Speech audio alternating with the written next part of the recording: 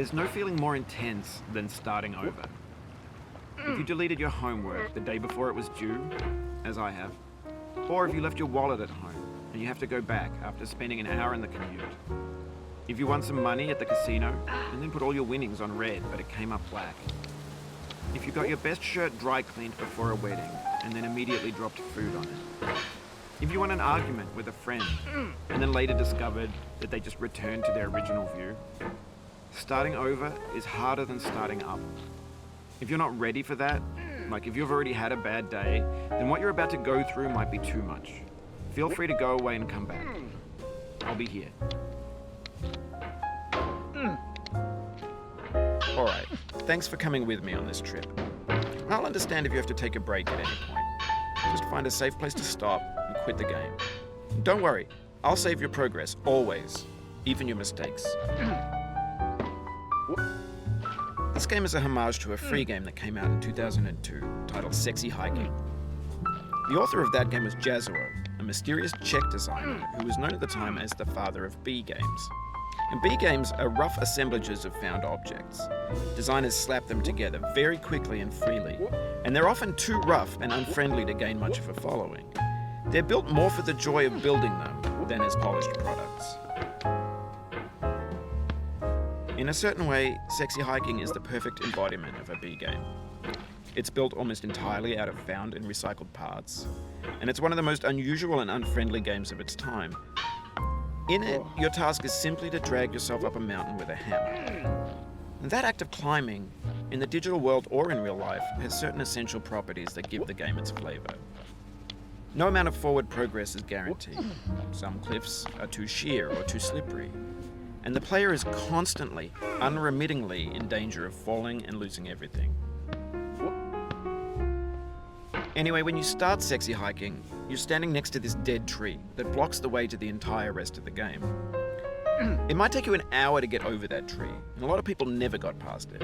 You prod and you poke at it, exploring the limits of your reach and your strength, trying to find a way up and over. And there's a sense of truth in that lack of compromise. Most obstacles in video game worlds are fake. You can be completely confident in your ability to get through them once you have the correct method or the correct equipment or just by spending enough time. In that sense, every pixelated obstacle in Sexy Hiking is real. The obstacles in Sexy Hiking are unyielding, and that makes the game uniquely frustrating. But I'm not sure Jazuo intended to make a frustrating game. The frustration is just essential to the act of climbing, and it's authentic to the process of building a game about climbing. A funny thing happened to me as I was building this mountain. I'd have an idea for a new obstacle, and I'd build it, test it, and it would usually turn out to be unreasonably hard. But I couldn't bring myself to make it easier. It already felt like my inability to get past the new obstacle was my fault as a player rather than as a builder. Imaginary mountains build themselves from our efforts to climb them, and it's our repeated attempts to reach the summit that turns those mountains into something real.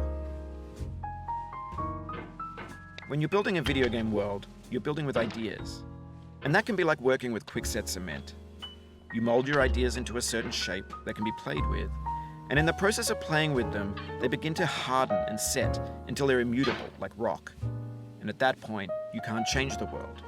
Not without breaking it into pieces and starting fresh with new ideas. For years now, people have been predicting that games would soon be made out of prefabricated objects, bought in a store and assembled into a world. For the most part, that hasn't happened, because the objects in the stores are trash. I don't mean they look bad or that they're badly made, although a lot of them are. I mean they're trash in the way that food becomes trash as soon as you put it in the sink.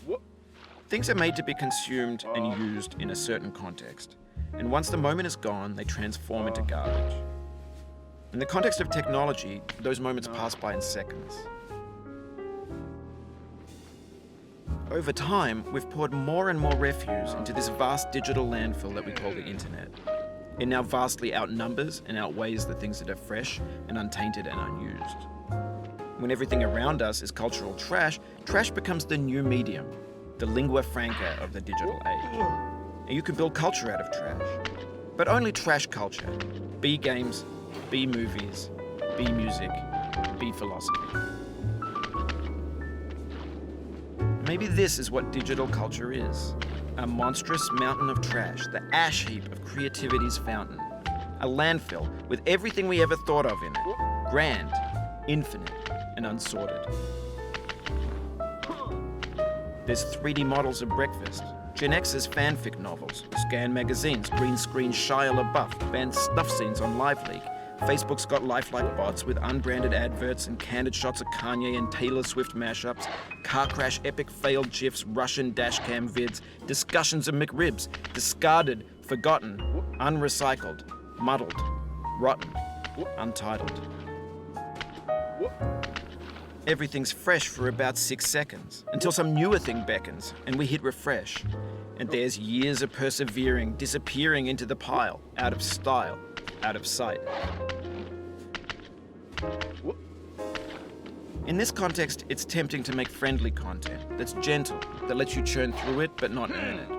Why make something demanding if it just gets piled up in the landfill, filed in with the bland things? When games were new, they wanted a lot from you. Daunting you, taunting you, resetting and delaying you. Players played stoically. Now everyone's turned off by that. They want to burn through it quickly, a quick fix for the fickle, some tricks for the clicks of the feckless. But that's not you, you're an acrobat. You could swallow a baseball bat. Now I know, most likely you're watching this on YouTube or Twitch, while some dude with 10 million views does it for you, like a baby bird being fed chewed up food. That's culture too. But on the off chance that you're playing this, what I'm saying is, trash is disposable, but maybe it doesn't have to be approachable. What's the feeling like? Are you stressed? I guess you don't hate it if you got this far, feeling frustrated. It's underrated. An orange is sweet, juicy fruit locked inside a bitter peel. That's not how I feel about a challenge. I only want the bitterness. It's coffee. It's grapefruit. It's licorice. It feels like we're closer now. Composer and climber, designer and user. You could have refused, but you didn't.